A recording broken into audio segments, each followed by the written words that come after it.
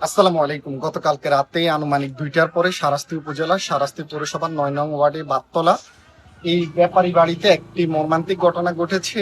ডাকাতের অতর্কিত হামলায় ২ সন্তানের জননী এই পৃথিবী থেকে বিদায় নিয়েছে।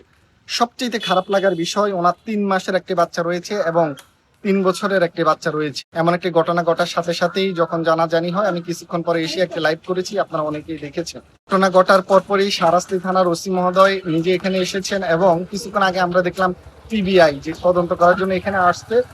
ওনার দুটি বাচ্চা, একটি বাচ্চার বয়স ৩ মাস আর একটি ৩ বছর। হয়তোবা ওনার শেষ নিঃশ্বাস যাওয়ার আগে একটি বিষয় বারবার মাথায় ঘুরপাক খাচ্ছিল, আমার এই সন্তানগুলোর কি হবে। আপনারা সবাই তাদের সন্তানের জন্য দোয়া করবেন এবং যারা এই কাজের সাথে জড়িত তারা যেন খুব দ্রুত বের হয়ে যায়, দোয়া করবেন। আর কোনো ক্লু থাকলে কোথাও না কোথাও যদি কেউ জড়িত থাকতে পারে, তাহলে সাথে সাথে শারাস্তি থানাকে আপনার বিষয়টা জানিয়ে দিবেন, যেন যারা এই কাজের সাথে জড়িত ছিল তাদেরকে যেন দ্রুত শনাক্ত করা যায়। আমরা উপযুক্ত বিচার চাই। আরেকটা বিষয় আপনাদেরকে জানিয়ে রাখি, যেটা আপনাদের সেফটির জন্য, আপনারা প্রত্যেকেই আপনাদের প্রত্যেকের ঘরে কিছু এমইটি স্বর্ণ রেখে দিবেন। মানে যখন ডাকাত অ্যাটাক করবে তখন আসলে ওরা কিন্তু চেক করে না। আপনার এই এমইটি স্বর্ণগুলো যেন তাদেরকে ধরিয়ে দিবেন, আপনার মূল যে মূল্যবান সম্পদগুলো তখন আর নিতে পারে না। ভালো থাকবেন, ধন্যবাদ।